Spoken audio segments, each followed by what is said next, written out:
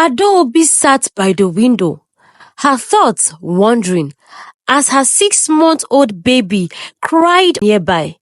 She was so lost in her own thoughts that she didn't hear her baby crying. Just then, Adaobi's mother, rushed into the room, fear written all over her face. Seeing the distress of her crying grandchild and her daughter's detached expression, Adaobi called out her name urgently. Adaobi, Adaobi, Adaobi, what are you thinking about?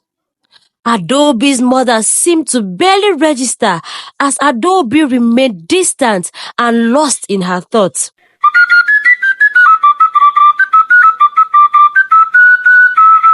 Once upon a time, in a village called Abara, lived a 19-year-old beautiful girl and her parents.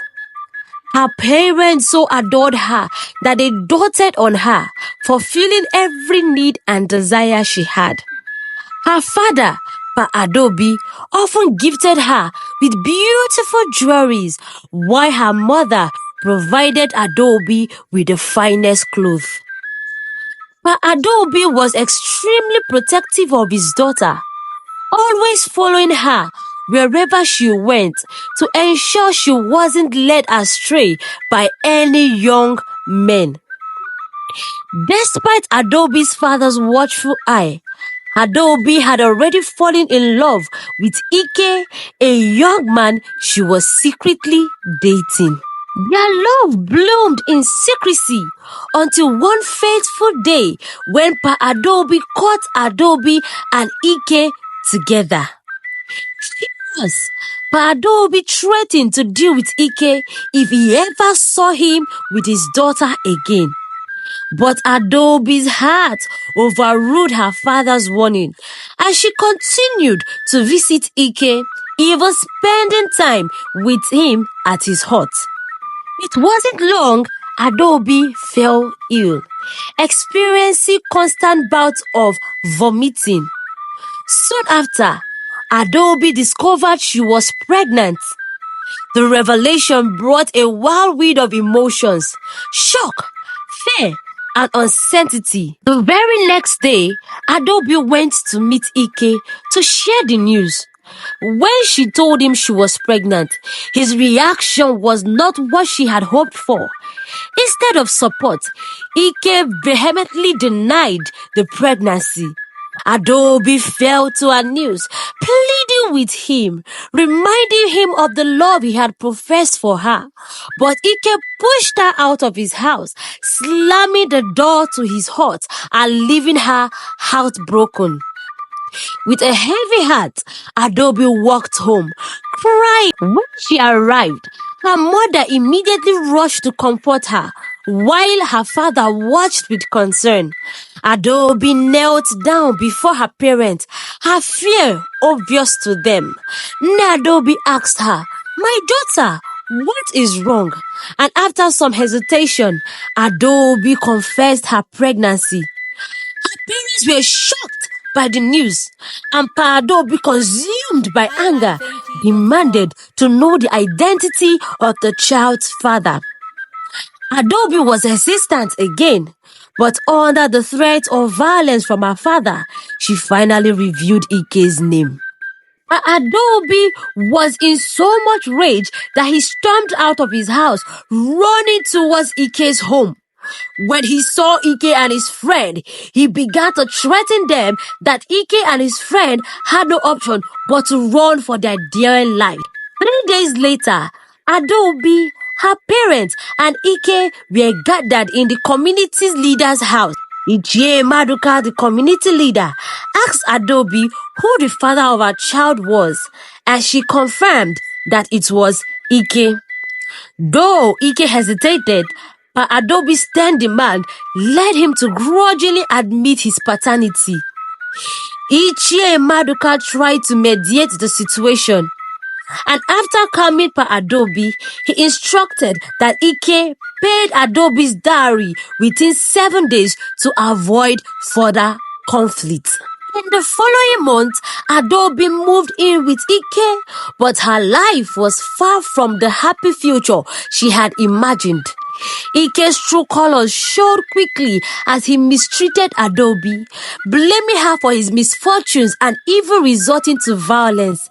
Adaobi's health declined, and she often found herself locked outside at night, crying over her decisions and her lost dreams. One day, Adaobi visited Adaobi in Ike's absence and was shocked to see how weak and malnourished her daughter had become. Adaobi brought food and tried to offer support, but Adaobi confided in her mother about her suffering and desire to return home. Adaobi promised to plead with her father on her behalf, but expressed concern over his lingering anger. After several hours, Adaobi returned home, leaving Adaobi to face Ike alone. When Ike came back home drunk, he discovered the foodstuffs Adaobi had brought and demanded to know who brought them. Adaobi, scared, replied that it was her mother. Ike accused Adaobi of trying to poison him and reacted violently, discarding the food and leaving Adaobi in tears. Months passed and Adaobi's pregnancy reached its final stages. She was seen selling fruit in the village, looking tattered and filled with sadness. On this day, a sharp pain struck her as she cried out and dropped her fruit tray.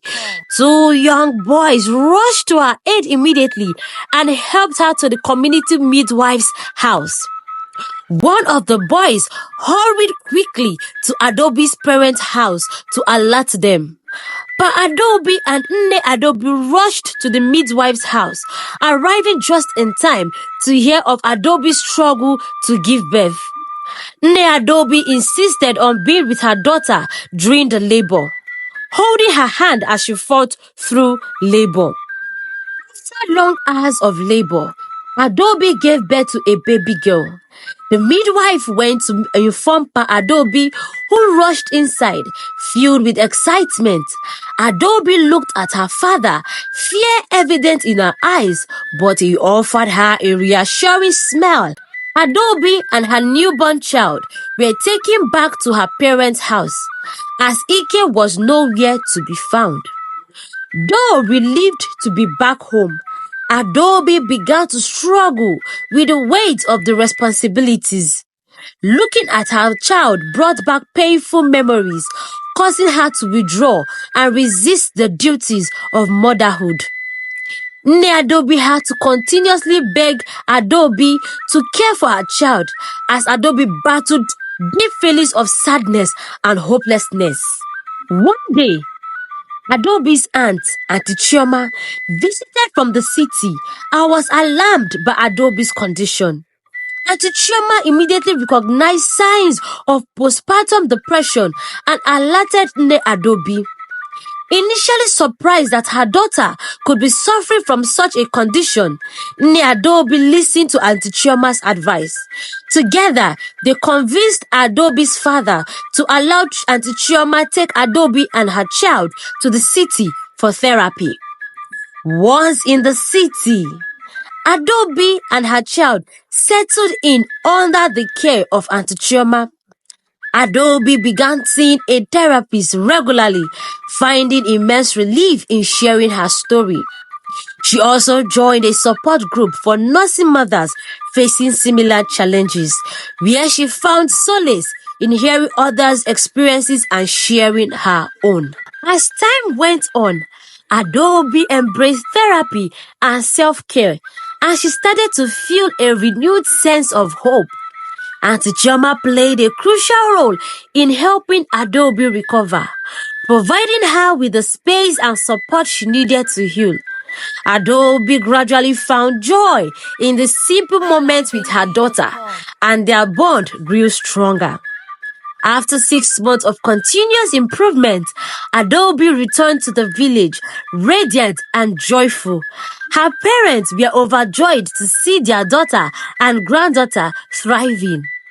Though Ike had vanished from their lives, the family found peace and completeness in one another. Adaobi learned valuable lessons in resilience, the love and support of family, and the importance of seeking help when in need.